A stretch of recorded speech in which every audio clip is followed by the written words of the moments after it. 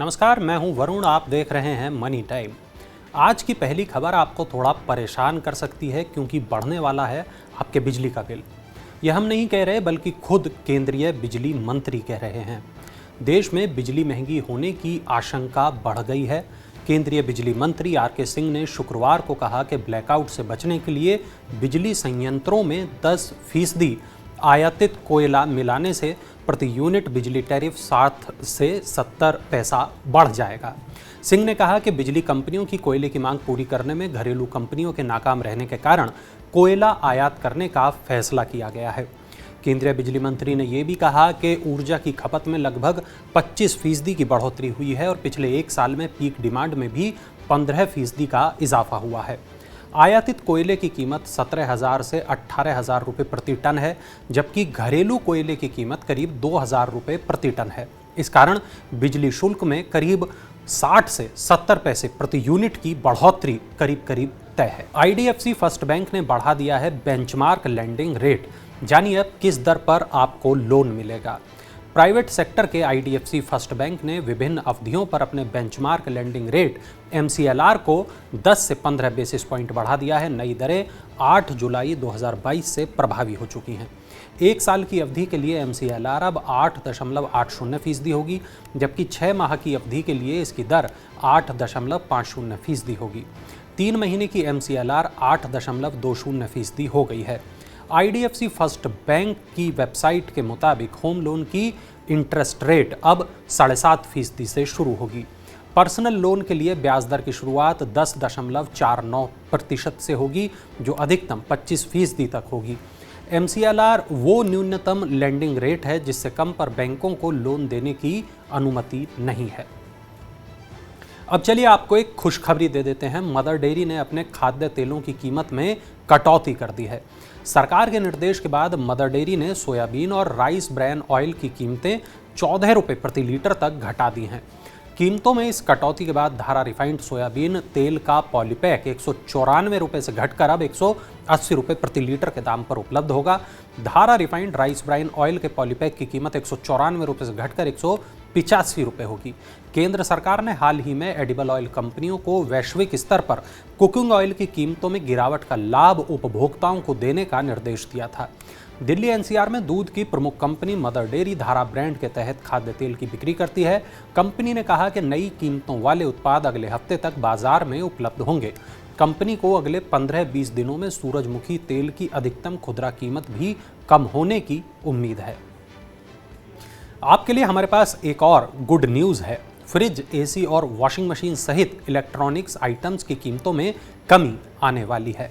महंगाई से परेशान मध्यम वर्ग के लिए एक अच्छी खबर आ रही है। फ्रिज, AC और वॉशिंग मशीन खरीदने का प्लान बना रहे आम लोगों को जल्द ही आसमान छूती महंगाई से राहत मिल सकती है। Fridge, AC, microwave, washing machine समेत अन्य इलेक्ट्रॉनिक आइटम्स की कीमतें जल्द ही कम हो सकती हैं। दरअसल कंपनियों ने पिछले दिनों महंगे कच्चे माल का हवाला देते हुए विभिन्न इलेक्ट्रॉनिक्स आइटम्स पर कीमतें बढ़ाई थी, लेकिन अब अलग अलग जिन्सों की कीमतों में गिरावट आने के बाद कंपनियां इनपुट लागत में कमी का लाभ सीधे ग्राहकों को देना चाहती हैं। ब्रोकरेज फर्म ICICI की हालिया रिपोर्ट के मुताबिक रूस यूक्रेन युद्ध के बाद इस साल शिखर पर पहुंचने के बाद तांबा अब 21% सस्ता हो गया है, जबकि स्टील की कीमतों में भी 19% की गिरावट आई है। इसके अलावा एल्यूमिनियम की वर्तमान कीमतें इस साल अप्रैल से 36% कम हो गई हैं। ICICI सिक्योरिटीज़ का कहना है कि इनपुट कीमतों में सुधार के साथ इन आइटम्स पर कीमतें बढ़ाने की आवश्यकता अब कम हो गई है। पिछले 2 सालों में कंपनियों ने लगातार कीमतें बढ़ाई हैं, इसलिए अब आम जनता को राहत देना ज़रूरी है। हवाई यात्रा करने वालों के लिए एक अच्छी खबर है। एयर एशिया दे रही है सस्ते हवाई सफ़र का मौका। Air Asia India Delhi Jaipur जैसे घरेलू रूट पर 1497 रुपये शुरुआती किराए के साथ स्प्लैश सेल की शुरुआत कर चुकी है। स्प्लैश सेल 10 जुलाई तक चलेगी। इस सेल के तहत बुक किए जाने वाले टिकट पर 26 जुलाई 2022 से 31 मार्च 2023 के बीच यात्रा की जा सकती है। कंपनी ने कहा कि ये ऑफर एयर एशिया इंडिया की केवल 15 फ्लाइट्स पर ही लागू होगा। एयरलाइन ने यह भी कहा कि इस ऑफर के तहत सीटों की संख्या सीमित है और सभी तारीख, फ्लाइट्स या रूट्स पर उपलब्ध नहीं है। ये एक सीमित इन्वेंट्री ऑफर है जो पहले आओ और पहले पाओ के आधार पर उपलब्ध होगा। घरेलू एयरलाइंस कंपनियों को सरकार ने राहत दी है। विदेशी उड़ानों के लिए अब नहीं देना होगा एटीएफ पर उत्पाद शुल्क। वित्त मंत्रालय ने अंतर्राष्ट्रीय उड़ानों का संचालन करने वाली घरेलू एयरलाइंस को एटीएफ की खरीद पर 11% बुनियादी उत्पाद शुल्क से राहत दे दी है। मंत्रालय ने कहा कि घरेलू एयरलाइंस को अंतर्राष्ट्रीय उड़ानों के संचालन के लिए बेचे जाने वाले एटीएफ पर बुनियादी उत्पाद शुल्क नहीं वसूला जाएगा। ये फैसला 1 जुलाई से ही लागू हो गया है। सरकार ने 1 जुलाई को विमान ईंधन के निर्यात पर 6 रुपये प्रति लीटर की दर से विशेष अतिरिक्त उत्पाद शुल्क लगाने की घोषणा की थी, जिसके बाद ये संदेह पैदा हो गया था कि इंटरनेशनल फ्लाइट्स का संचालन करने वाली घरेलू एयरलाइंस पर यह शुल्क लागू होगा या नहीं। तेल कंपनियों का कहना था कि एटीएफ के निर्यात पर उत्पाद शुल्क लगने के बाद अंतर्राष्ट्रीय उड़ानों वाली घरेलू एयरलाइंस को 11% की दर से बुनियादी उत्पाद शुल्क देना होगा, लेकिन वित्त मंत्रालय ने अब इस पर स्पष्टीकरण दे दिया है।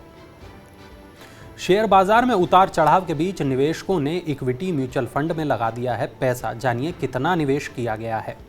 घरेलू शेयर बाजार में बनी उतार चढ़ाव की स्थिति और विदेशी पूंजी की निरंतर निकासी के बीच इक्विटी म्यूचुअल फंड में जून के महीने में शुद्ध रूप से 15,498 करोड़ रुपए आए।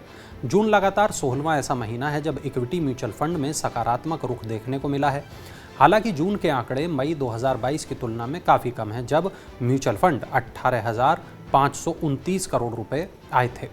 Association of mutual funds in India का कहना है पिछले महीने की तुलना में कम निवेश की वजह निवेशकों द्वारा निवेश माहौल को लेकर बनी चुनौतियों को देखते हुए सतर्क रुख अपनाना है। हालांकि निवेशकों के बीच सकारात्मक धारणा की वजह से इक्विटी योजनाओं में मार्च 2021 से निवेश किया जा रहा है। इससे पहले जुलाई 2020 से फरवरी 2021 के बीच लगातार 8 महीने इन योजनाओं से निरंतर निकासी हुई थी और कुल 46,791 करोड़ रुपए निकाले गए थे।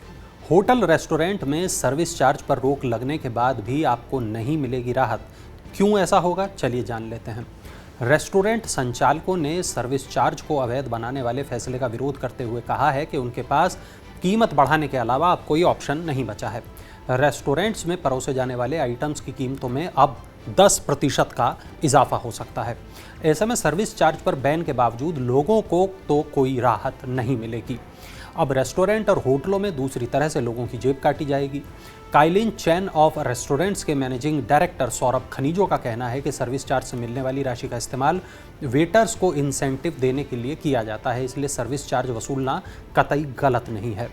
Social Salt Water Cafe, Slink and Bardot और स्मोक हाउस डेली का परिचालन करने वाली इम्प्रेसारियो एंटरटेनमेंट और हॉस्पिटलिटी के सीईओ रियाज अमलानी का कहना है कि अगर सर्विस चार्ज को अवैध बनाया जाता है तो निश्चित ही खाने की कीमतें बढ़ाई जाएंगी।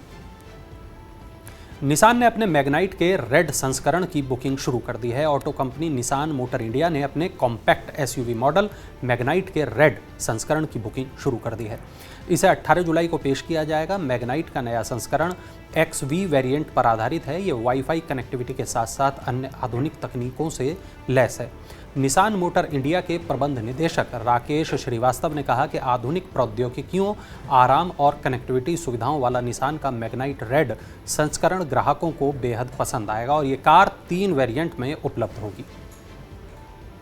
चलिए अब नज़र डालते हैं IPO अपडेट्स पर। टाटा ग्रुप 2004 में TCS को पब्लिक करने के बाद अब एक और IPO लाने की योजना बना रहा है। ग्रुप ने अपनी ग्लोबल प्रोडक्ट इंजीनियरिंग कंपनी और digital services company Tata technologies को शेयर बाजार में लिस्ट करने की योजना पर काम कर रहा है। टाटा टेक्नोलॉजीज़ के लिए IPO की प्रक्रिया हाल ही में शुरू हुई है और इसके लिए इन्वेस्टमेंट बैंक सिटी को नियुक्त किया गया है। टाटा मोटर्स की टाटा टेक्नोलॉजीज़ में 74% से ज़्यादा हिस्सेदारी है। तो ये थी आज की तमाम बड़ी खबरें, वो खबरें जो डालती हैं आपकी जेब पर असर, आपकी ज़िंदगी पर असर। ऐसी ही तमाम बड़ी खबरों के लिए आप जुड़े रहें मनी 9 के साथ, देखते रहें मनी टाइम और चलते चलते देखिए हमारा ये खास इन्फोग्राफिक।